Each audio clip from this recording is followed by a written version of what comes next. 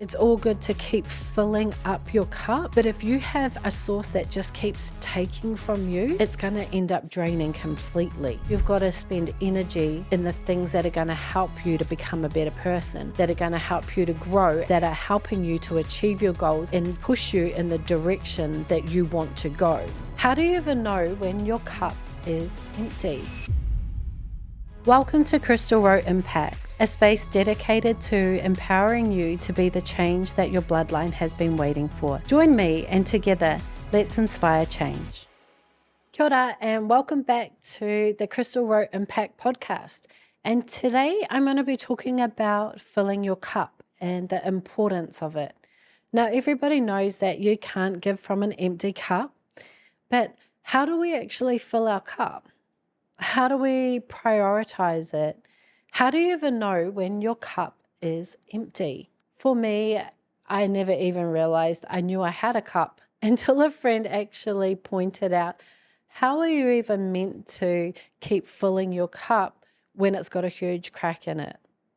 And that was just like really eye-opening for me. And then I thought to myself, I need to fix my cup and start filling it.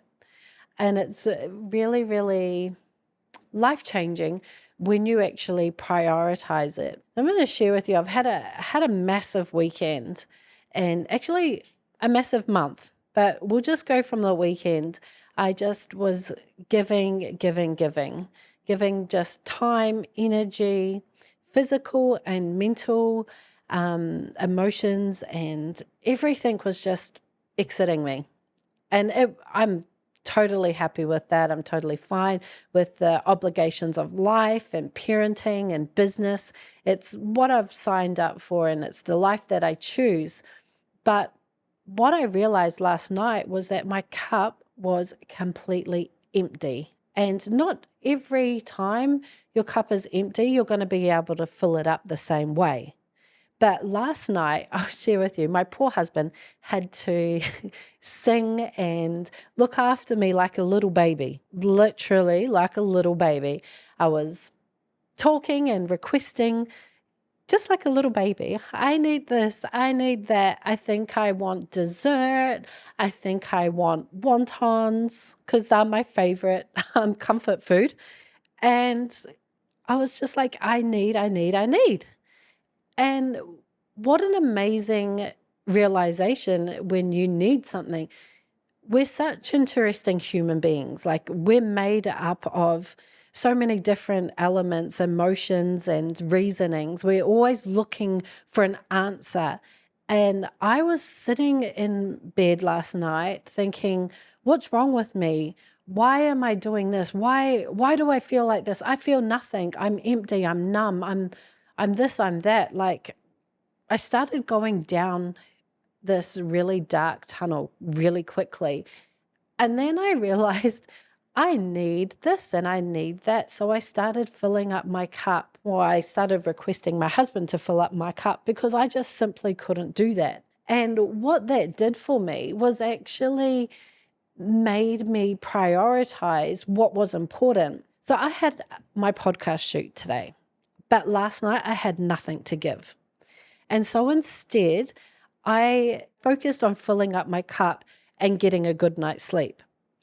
So that today, this morning, I was able to wake up and write down my notes for my podcast and carry on with my life, carry on with my day and what was important. And when I was able to fill up my cup last night and realize that I was on empty, it allowed me to show up today, even though I've struggled a little bit and the task has been a little bit more difficult than it would have been if I didn't fill up my cup. I chose to focus on my love languages and what I needed at the time. And every day and every situation and every person is going to be different. And the way that you need things will be different as well. But if you just prioritize filling up your love tank, filling up your cup, you're going to be more effective. I know that if I had tried to push through last night on an empty cup, I would have not only woken up tired and feeling empty, I wouldn't have been able to actually pull through today either. So you have to really focus and ask yourself too, why is it so important to fill my cup? Sometimes we can have a half cup and still be good for the day, but sometimes we need to prioritize filling up our cup. And I experienced that last night. And I think I experienced that last night for a reason.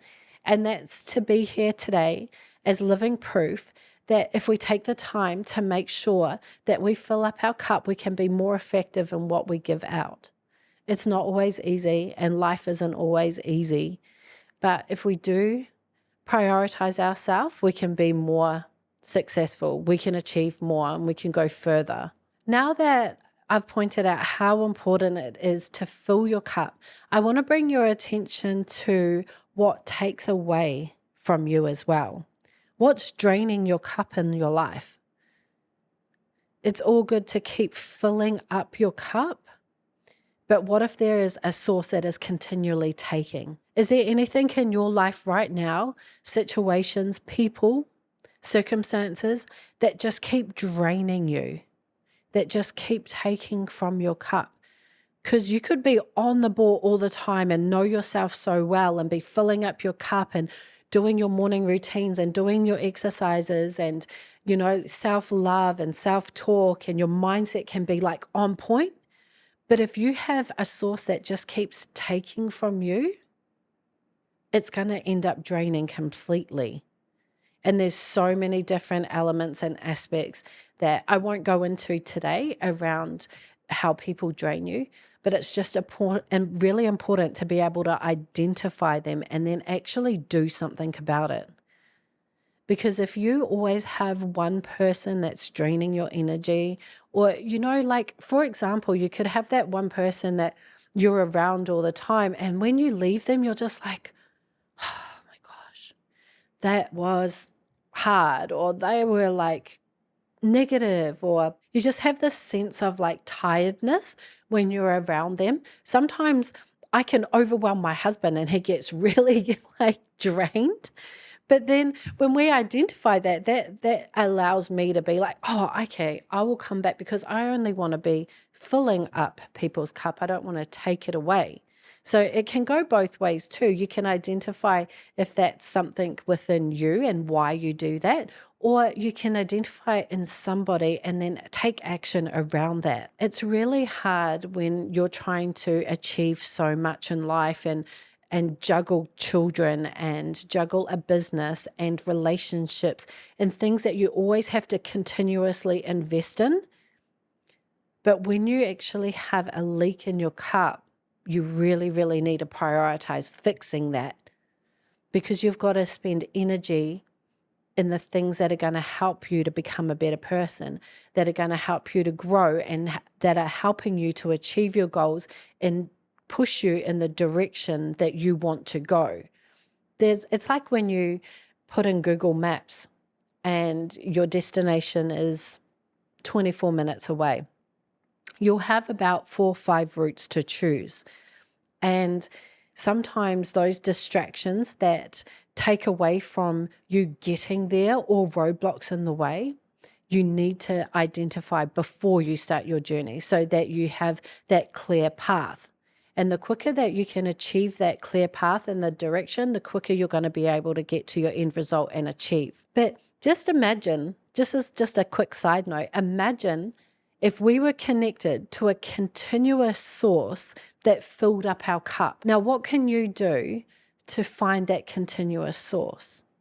What routine could you potentially create for yourself to have a continuous source that fills your cup? Whether it's removing somebody that's draining your cup so that you have this continuous flow, whether it's doing a morning routine that's meditation or breath work, or maybe you are somebody that likes to be out in the openness and breathing in the cold, crisp, fresh air of the early morning. Whatever it is, try and connect and prioritize yourself to a source that is always going to fill you. Thank you for tuning into this podcast today. And I want to encourage you, if you need help to learn different ways to fill your cup, head over to Heritage Impact or click the link below in the show notes and check out what programs that we have and the coaching that I have available to help you find what fills your cup. And I'll see you in the next episode.